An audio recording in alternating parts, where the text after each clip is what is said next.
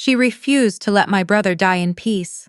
My brother-in-law squared his shoulders on the witness stand and adjusted the lapel of his charcoal suit with the practiced calm of a man who charged $800 an hour to talk. She isolated him from his family. She controlled his access to visitors, to his phone, to his own children. She manipulated a dying man into signing documents he barely understood. She is not a grieving widow, Your Honor. She is a predator who saw an opportunity and took it. The judge looked down at the papers spread across her bench. She was quiet for a long moment. Then she looked across the courtroom at me, and her expression was something I had never seen from a judge before. Not pity, not neutrality, but a specific, private disbelief, like a woman who had just opened a box expecting something ordinary and found something else entirely. She looked back at my brother-in-law. "Counselor," she said, "are you familiar with a holding company called Meridian Capital Partners, LLC, registered in Delaware?" My brother-in-law's attorney rose from the table. "Your Honor, I fail to see the relevance of." The judge raised a hand. "I'm going to explain the relevance." She set down her reading glasses. "Your client has spent the last 40 minutes describing his sister-in-law as a woman with no financial standing, no meaningful contribution to the family estate, and no legitimate claim to her late husband's assets." She paused. "Meridian Capital Partners currently holds the primary line of credit against your client's family business. All 7 facilities. The company is wholly owned by his sister-in-law." I watched my brother-in-law's face go the color of old chalk. "My name is Stella. I am 37 years old, and I just watched the man who stood at my husband's graveside and whispered, 'Gold digger,' directly into my ear realize that for the past 4 years, he had been building his entire empire on a foundation I quietly owned. Before I tell you what happened in that courtroom, I need to take you back 6 weeks. To the afternoon of the will reading. The afternoon the war actually started. Drop a comment and let me know where you're watching from. And if you've ever been written off by people who had no idea what you were actually capable of, hit that subscribe button. You're going to want to stay for this one." Fletcher died on a Thursday morning in October, watching the light come through the bedroom window. He had fought pancreatic cancer for 14 months with more grace than I will ever possess. He was 51 years old. He was the steadiest person I had ever known. We had been married for 9 years. In that time, I had helped him quietly rebuild his family's self-storage business from a struggling 3-location chain hemorrhaging cash in Central Virginia into a 7-facility operation running a 32% net margin. Fletcher knew exactly what I had done. He had watched me do it, night after night at the kitchen table, running projections, renegotiating vendor contracts, replacing the insurance and payroll infrastructure his father had been running on a spreadsheet from 1977. I had given that company 4 years of my life before anyone outside of Fletcher had even bothered to learn my last name correctly. His family had no idea. To them, I was simply the woman Fletcher had met at a conference in Charlotte and married 6 months later. "Too fast," his mother had said at the time, pressing her lips together in that precise way she had, a gesture that managed to communicate both disapproval and plausible deniability. To my brother-in-law Conrad, I was the woman who had drawn Fletcher away from family Christmases and Sunday dinners, who had redirected his attention and, presumably, his wallet. Conrad was a real estate attorney at a firm in Richmond. Intelligent in the narrow contractual way that men like him tend to be, and he had disliked me with the consistent low-grade intensity of someone who had already reached a verdict and was simply waiting for the evidence to cooperate. The will reading was held at Fletcher's attorney's office 14 days after the funeral. The room was a standard downtown Richmond conference space. Gray carpet, framed prints of Virginia landscapes, a long table that held 7 people who could not stand to be in the same room. Fletcher had left his full estate to me. The house in Henrico County, his personal investment accounts, his stake in the family business, and the contents of a private trust he had established 3 years prior. There were bequests to charitable organizations he had cared about. There was nothing for his parents, nothing for Conrad. The silence that followed lasted approximately 4 seconds. Then my brother-in-law pushed back from the table and stood up. "This is fraud." He said it the way he said everything in professional settings, not loud, never loud, just flat and final like a door closing. Fletcher was not of sound mind during the final months of his illness. She kept us away from him. She controlled his visitors, his phone calls, his access to anyone who might have helped him see clearly. Whatever he signed in that condition is not a valid expression of his wishes, and I intend to establish that in court." His mother nodded from across the table, pressing a handkerchief to her dry eyes. She had not, as far as I could tell, actually cried at any point during the preceding 2 weeks, but she kept the handkerchief positioned and ready, a prop held in reserve for the right audience. My sister-in-law Sylvia sat beside her husband in a blazer she had clearly selected for the occasion, cream-colored and quietly expensive. She looked at me the way you look at a stranger who has taken the parking spot you had been patiently waiting for, controlled on the surface, burning underneath. I said nothing. Fletcher had warned me in the last weeks of his life, his voice already threadbare with exhaustion, that this was exactly what would happen. "They won't accept it," he had told me. "Conrad has believed his whole life that he was supposed to inherit everything. He was supposed to run the business. The fact that I chose you instead will never stop feeling like a personal insult to him." He'd squeezed my hand. "Be ready." I had been ready. "I will contest the will," my brother-in-law said, clicking his pen once. He looked at me for the first time since I had entered the room. His eyes were cold and entirely certain. "You should prepare for a long fight, Stella. I have the resources and the professional relationships to make this process extremely unpleasant for you. I'd encourage you to think carefully about whether it's worth it." I picked up my coffee cup and took a slow sip. It had gone cold. I set it back down without looking away from him. "I'll see you in court," I said. He almost smiled. I think he believed it was a bluff. That evening I drove home, changed out of my black dress, and sat at the kitchen table with my laptop open. Fletcher's coffee smugga was still in the drying rack beside the sink. I hadn't moved it. I wasn't ready to move it yet. I pulled up my private accounts, then I called Tobias. Tobias was my financial advisor, a careful and methodical man in McLean, who had helped me design the architecture for Meridian Capital Partners 4 years earlier. I had walked into his office for the first time, with a 12-page financial analysis of the Hartley Storage Group and one specific question: if I extended a private credit facility to a family business through a Delaware holding company, what was the cleanest legal structure for maintaining controlling interest without appearing on the public-facing ownership documents? He had read my analysis for a long time. Then he had said, "I think we're going to work very well together." "Tobias," I said when he picked up, "my brother-in-law is filing a will contest." There was a short pause. I expected that. "He's going to argue diminished capacity and undue influence. He'll subpoena Fletcher's medical records from the final months of treatment. He'll try to establish that I isolated Fletcher from his family to gain control over his decisions." Tobias was quiet for a moment. "And what do you want to do about it?"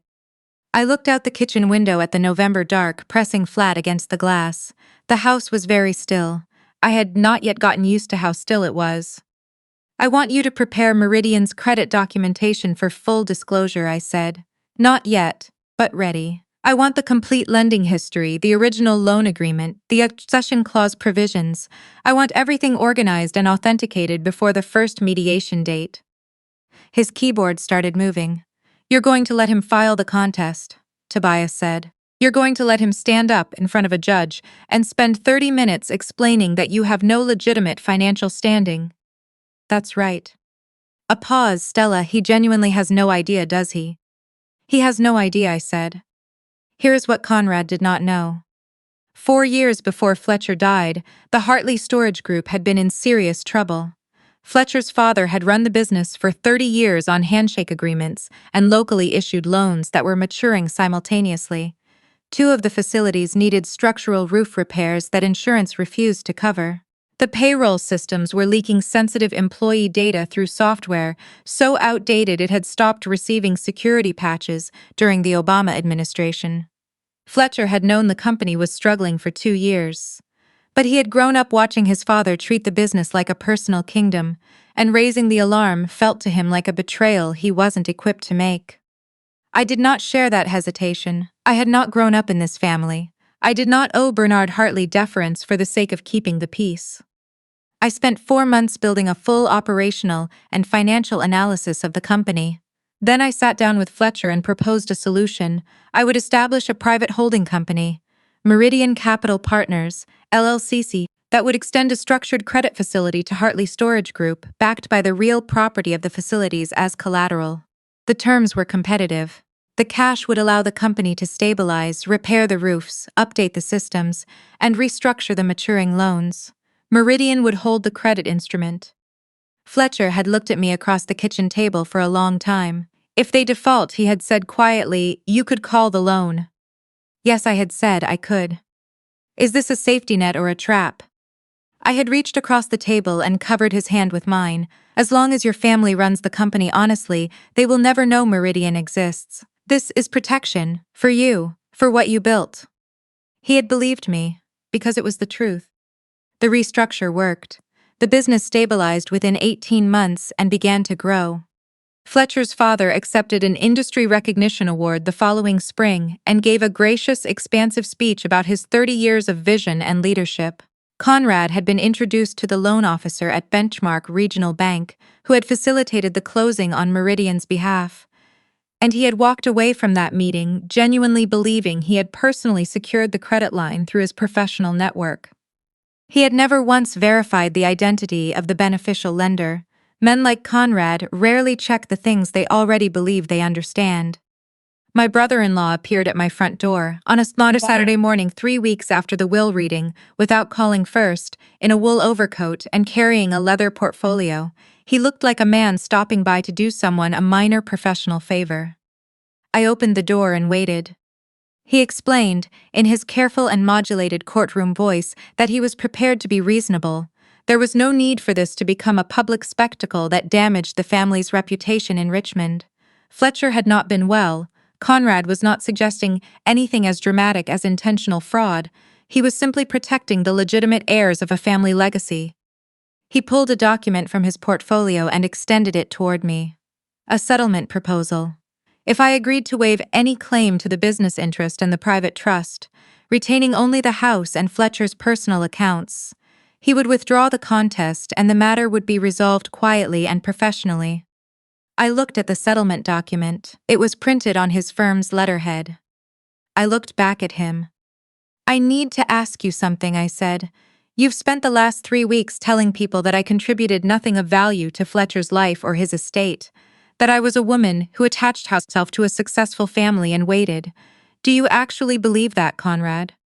He gave me the patient, almost pitying look I'd seen him use on people he'd already decided weren't worth his full attention. Of course I do. I nodded. Then I'll see you at mediation on Thursday. I closed the door. I heard him standing on my porch for a long moment, and then his footsteps on the front walk, and the quiet sound of his car pulling away. I went back to the kitchen table. I had work to do. The mediation was held in a neutral conference room at a firm downtown. I arrived with my attorney, a woman named Isabel Crawford who specialized in contested estate litigation and possessed a quality I had come to deeply appreciate.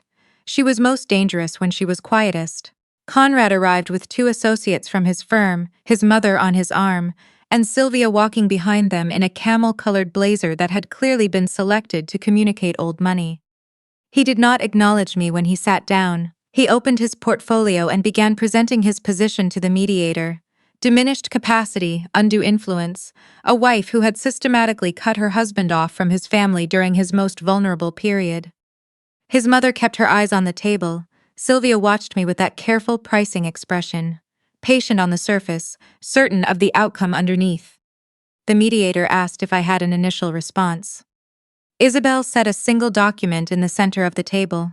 It was a 1-page summary of Meridian Capital Partners, LLC, date of formation, ownership structure, and the outstanding principal of the credit facility currently extended to Hartley Storage Group. Conrad pulled it toward himself. He read the first paragraph, then read it again. "What is this?" he said. Isabel's voice was even and pleasant. "That is documentation establishing that your family's company has operated for the last 4 years on a credit line provided by a holding company exclusively owned and controlled by your sister-in-law." Conrad's mother looked up. Sylvia's hand stopped moving toward her water glass. "That's not possible," my brother-in-law said. "The credit line came through Benchmark Regional. I arranged that myself." Benchmark Regional facilitated the closing, Isabel said. "The beneficial lender of record is Meridian Capital Partners. The full loan agreement and Delaware registration documents are tabbed as exhibits if you'd like to verify." She let a moment pass. The credit facility is currently in good standing. Hartley Storage Group has made consistent, timely payments. However, the agreement includes a standard acceleration clause. In the event of a contested ownership transfer, which a successful will contest would trigger, Meridian Capital Partners may call the full outstanding balance immediately. The room was completely silent. "What is the balance?" my brother-in-law asked. His voice had changed. The courtroom confidence was gone, replaced by something thinner and more private. $3.4 million, Isabel said. My brother-in-law set down the document.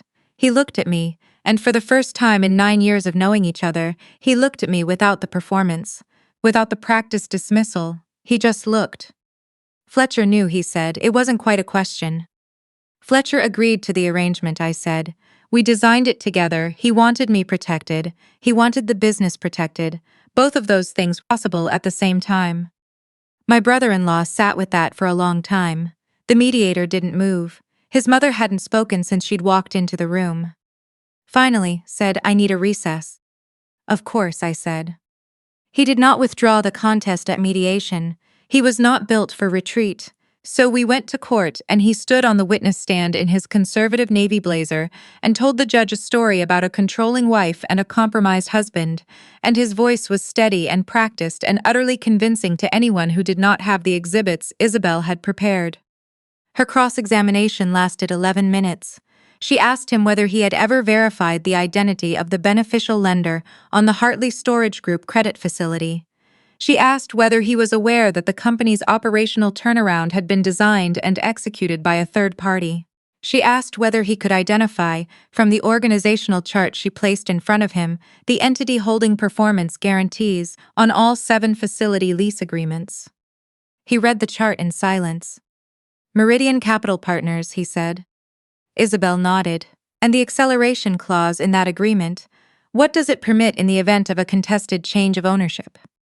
Conrad pressed his lips together. He set the chart down on the edge of the witness stand. He did not answer. He didn't need to. The judge had already read the exhibits. "The motion to contest the will is denied," she said. "The will stands as written." Conrad walked out of the courthouse without speaking. His mother walked beside him, the handkerchief finally pressed to her face. Sylvia was on her phone before they reached the parking lot. I stood on the front steps in the cold December air while Isabel went to get the car. The sky was that particular winter gray you only get in Virginia, not threatening, just settled, like something that had decided it was staying. Tobias texted, "How'd it go?" I typed back, "Will stands." 3 dots. "Then good, what do you want to do next?" I thought about Fletcher's father at that industry breakfast, accepting an award for a turnaround he hadn't engineered. I thought about Conrad on the witness stand, his voice losing its shape when he finally understood what he was looking at. I thought about 9 years of dinners where I had sat at the far end of the table and been addressed, when I was addressed at all, as Fletcher's wife. Then I thought about Fletcher himself, the way he had watched me from across the kitchen table the night I had laid out the Meridian proposal, studying my face the way he always did when I was solving something he hadn't been able to solve himself. The slight smile that had meant, "I see you." "I want to propose a restructure to the family," I typed, "a formal operating agreement, named interest, documented contribution. The facilities are healthy. There's no reason to tear apart what Fletcher built." Tobias's response took a moment. "You'd keep working with them." I thought about it honestly. Then I typed, "Fletcher spent 9 years caring about that company. So did I. That doesn't go away because they made me go to court." Another pause. "I'll draft the term sheet." 3 months later, I sat at the same kitchen table where I had once run late-night payroll models by lamplight, with a stack of documents representing the new operating agreement for Hartley Storage Group, LLC, now formally naming Meridian Capital Partners as the controlling interest and Stella Hartley as managing member. Conrad had sent a representative from his firm to the signing. His mother had signed without looking at me. Sylvia had not come. I didn't need them to like it. I only needed it to be true and on record. The Fletcher Hartley Memorial Scholarship was announced the same week, a fund for first-generation college students in the greater Richmond area pursuing degrees in business or finance, seeded by a charitable trust under the Meridian umbrella. The local paper ran a small piece. Fletcher's oncology nurses sent flowers. Some mornings I still catch myself listening for the sound of him in the house, the particular way he opened the back door, the sound of him filling the coffee pot at 6 in the morning. Grief doesn't organize itself around winning or losing. It follows its own schedule, indifferent to courtroom calendars. But I know what he would have said. He would have sat across from me with his own mug, looked at the operating agreement on the table between us, and said exactly what he had always said, when I finished something he had once believed was impossible. "I knew you'd be fine." He was right, he usually was.